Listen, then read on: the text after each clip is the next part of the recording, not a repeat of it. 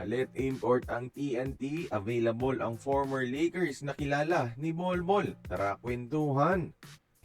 Ngayong Governors Cup, parang di naabot ng bagong TNT import na si Darius Days ang standard na iniwan ni Bolbol sa TNT, mga idol. At 22.6 rebounds lamang yung average niya. Malayo sa monster numbers ng mga usual import ng TNT. At si RHJ nagpapagaling pa rin, so hindi pwede. So kung papalitan ng TNT ang import nila ng may NBA star power katulad ni Bolbol at RHJ, available ngayon mga idol si former Lakers na si Maxwell Lewis. 6'6 ang height kapag walang sapatos, so pasok sa height limit. At nasa same agency lang din kay Bolbol na Wasserman.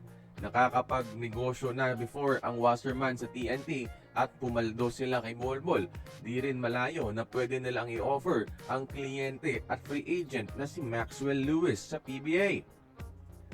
Si Maxwell Lewis mga idol ay isang athletic forward sa NBA na magaling dumepensa. Magkaibang playstyle kay Darius Days ngayon pero halos magkapareho kay RHJ.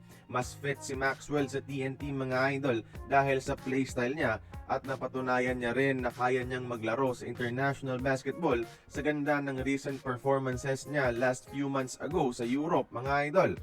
Although wala pang official announcement ang TNT sa kung ano ang plano nila kay Darius Days, pero kapag gusto nilang palitan, ready to play at available na ang former Laker forward na si Maxwell Lewis mga idol. Alam ni Coach Chot ang number ng Wasserman Agency and they are just one call away.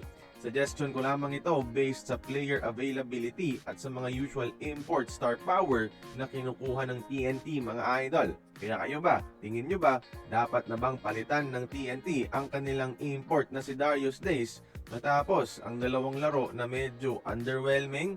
Join the conversation, magkomento lamang sa ibaba.